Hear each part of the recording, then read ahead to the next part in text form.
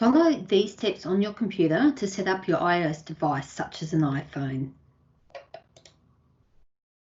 The first thing you'll need to do is log out of any open browsers and then go to griffith.edu.au/intranet to log back in. Once in, you'll need to sign in with your S number and password. When the next screen appears, which is prompting you to install MFA, you need to select I have already installed the Ping ID app, and a QR code will appear on your computer screen. What you need to do next is go to your phone to install Ping ID. Go to the App Store and search for the Ping ID, and when you see it, click Install. Once it's installed, open it. Click Allow for your prompts as they come up. Once the camera appears, hold it up to your computer screen so that the QR code is captured. You don't need to press anything.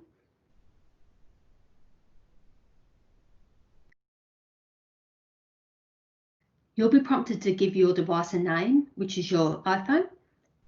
Call it any nickname or iPhone. Then you'll be asked to authenticate by either swiping or using your fingertip ID. And now your iPhone or iOS device is ready to use.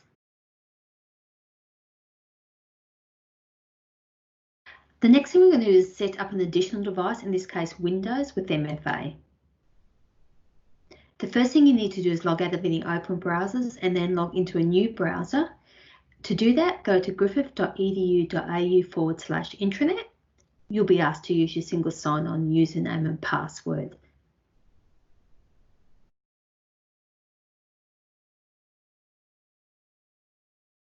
Enter that, and when the next screen appears, click Settings from the bottom. The My Devices window opens next, and it shows the devices you currently have paired with your Ping ID account. In this case, you can see there's a Samsung already connected and the authentication type beside that says mobile. What you're going to do is click Add so that you can add your desktop. It will come up with the prompt that authentication is required, and you click Continue. Because this has already been authenticated with the primary device is a phone, you'll need to authenticate with your phone. The next screen, you'll see that you've got an option there to click Desktop. So that's where you're going to go to start the process. So you click Desktop and the pairing key will appear. To copy this pairing key, there's two ways you can do it. You can either highlight it and press Ctrl+C, or highlight it and right click with your mouse and select Copy. For the next step, you'll need to use your Ping ID application. So to find it, you open it from your list of applications by clicking on your Windows icon in the bottom right hand corner of your screen and typing Ping ID in the search field, and when it appears in the list, you click it to open. You then need to paste in that pairing key we had earlier. So to do that, you go in there and click right click and then paste, and then click Pair. Your additional device is now added and ready to use. You'll also receive a confirmation email via your Griffith email address.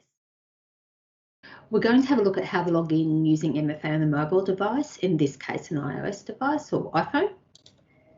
So you follow these steps each time you're prompted for authentication.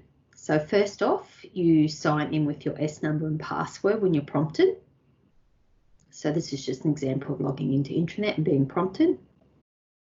When you log in, you'll receive a notification on your phone alerting you that you have a new authentication request.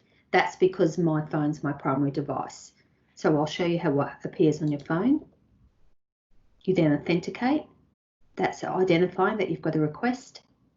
So you'll either swipe up, if that's how you've set up to authenticate, or alternatively, you can use your fingertip.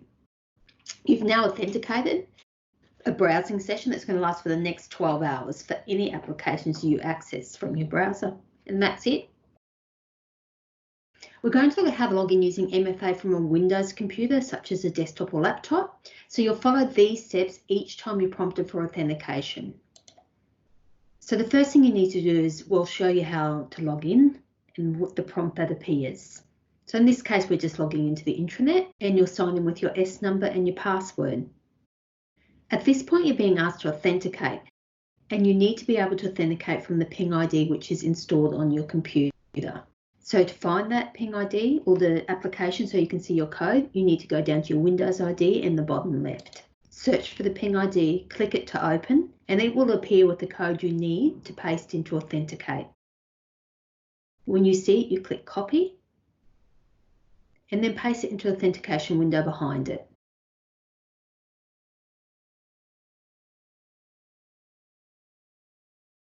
Sign on, and that's authenticated.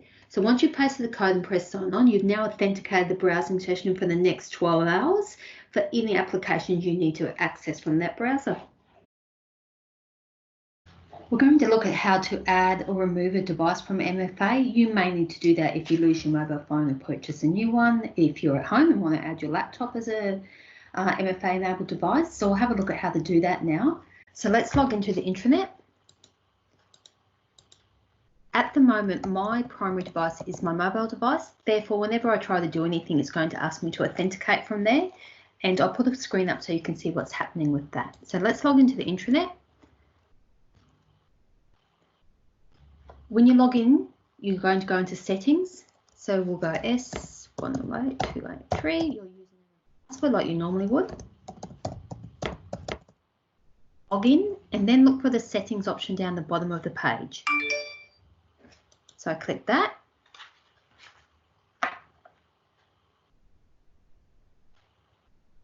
Now this is taking me to the MFA section that shows me all the devices I've got. At the moment, I've got an iPhone set up and a desktop Windows. Over on the right-hand side, it's telling me that my iPhone's my primary device. The other options I've got here is on the right-hand section is you can actually delete devices if you don't need them, or change the name over here so that this could say iPhone Nikki. So let's have a look at how you actually add a device. So if I click add, it's going to ask to authenticate on my phone. So I'll click continue.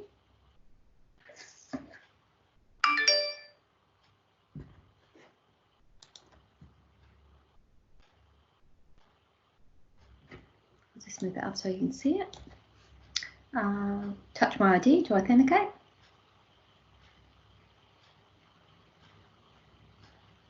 Okay, so if I was out to another device now, I would then hold my phone up with my Ping ID app on, and that would be authenticated that it's actually me that's getting in there adding or removing devices.